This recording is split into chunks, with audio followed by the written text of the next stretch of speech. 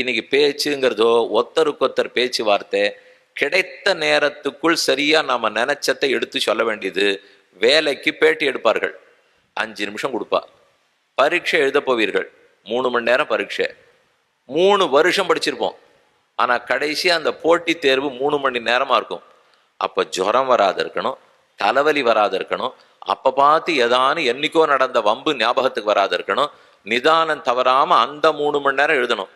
அதுல ஏதானும் கொஞ்சம் குற்றங்குறை இருந்து கோட்டை விட்டு விட்டால் அப்படியே நான் புத்தி கெட்டவன் அர்த்தம். ஆனா இன்னைக்கு உலகம் அப்படித்தான் நம்மளை கணிக்கிறது. அந்த 3 மணி நேரம் நம்ம குழந்தையால ஏதோ அன்னைக்கு எழுத முடியலன்னு வச்சுக்கோ, அன்னைக்கு ஒரு நாள் அந்த 3 மணி நேரம் அதுக்குன்னு படிச்சதே கிடையாது, புத்தியே கிடையாதுன்னு சொல்ற அளவுக்கு போயிட்டோம். அதுவும் இப்ப எழுத்தெல்லாம் கூட இல்லை, அப்படி கட்டம் கட்டமா போட்டிருக்கு. அதுல கரும்புள்ளி குத்தினா போறோம், 1 2 3 4 இவ்வளவுதானா கடைசியில் நம்ம படிச்ச புத்தி? அது ஒரு 90 கேள்வி கேட்கறது, அதுக்குள்ள எத்தனை கேள்வி கேட்டீர்களோ உங்கள் வாழ்க்கை முடிவாகி விட்டது, போய்விட்டு வாருங்கள் நாள்.